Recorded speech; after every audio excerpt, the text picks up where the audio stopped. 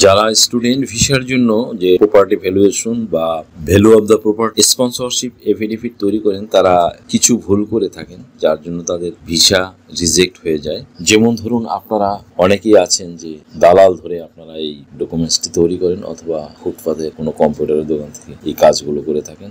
অজ্ঞতার কারণে নিজেরাও এই জিনিসগুলো ভুল ভালভাবে করে থাকেন। অনেকে আছেন যে আপনারা হয়তো এই জিনিসটা জানেন না যে আসলে প্রতিটা কাজের জন্যই একজন এক্সপার্ট প্রয়োজন হয়। সে ফর এক্সাম্পল ধরুন, আপনার লয়ারদের মধ্যেই কেউ আছে সিভিল প্র্যাকটিস করেন, কেউ ক্রিমিনাল প্র্যাকটিস করেন। তেমনি অনেকে আছেন যে ডাক্তারের মধ্যেও এমন ধরুন কেউ ডেন্টিস্ট, কেউ আছে আপনার ধরুন যে কিডনি বিশেষজ্ঞ, কেউ আছে নিউরোলজিস্ট।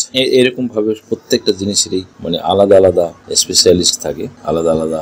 যার জন্য আপনাদের উচিত হলো এই কাজগুলোতে যারা এক্সপার্ট সচরাচর করে থাকে তাদের দিয়ে এগুলো করানো উচিত। আদারওয়াইজ কিন্তু আপনাদের এই পরিশ্রমটা বিফলে যাবে, কারণ এই কাজগুলো কিন্তু সব লয়ার বা অ্যাডভোকেটরা পারে না। একমাত্র যারা পারে তাদের কাছ থেকে করানো উচিত। সেই ক্ষেত্রে আপনারা দুটো পয়সা সেভ করার জন্য অনেক সময় যাকে তাকে দিয়ে করিয়ে থাকেন। এই ক্ষেত্রে সমস্যায় পড়েন বেসিক্যালি আপনারাই। কাজে আপনারা যদি এই ধরনের ডকুমেন্টস তৈরি করতে চান, ফিনান্সিয়াল এফিডেভিট বা প্রপার্টি ভ্যালুয়েশন, এটা আমরা খুব নিখুঁতভাবে করে থাকি, নির্ভুলভাবে অনেক ডিটেইল দিয়ে করে থাকি। শুধু 3 পাতার একটি এফিডেভিট করলে হবে না কিন্তু বন্ধুরা, অ্যাজ ওয়েল অ্যাজ আপনাদের লাগবে আরো আনুষঙ্গিক অনেক কিছু দলিলের, যেমন দলিলের সামারি করতে হবে, দলিলের থেকে অনেক ইনফরমেশন নিয়ে, তফসিল থেকে অনেক ইনফরমেশন নিয়ে এবং এর চেইন অফ টাইটেল থেকে অনেক কিছু ইনফরমেশন নিয়ে তারপরে করতে হয়। দ্যাটস ওয়াই আপনারা এগুলো করার আগে অবশ্যই নিজেরা একটু চিন্তা ভাবনা করে দেখবেন যে কাদের দিয়ে করাবেন, আসলে তারপরে সিদ্ধান্ত নেবেন। ওকে, thank you very much.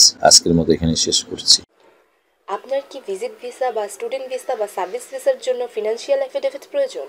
Sponsorship affidavit, relationship affidavit, support affidavit, asset valuation, property valuation এছাড়া অন্য সকল ধরনের এফিডেভিট নিতে আজই ডায়াল করুন 01724583880 নম্বরে।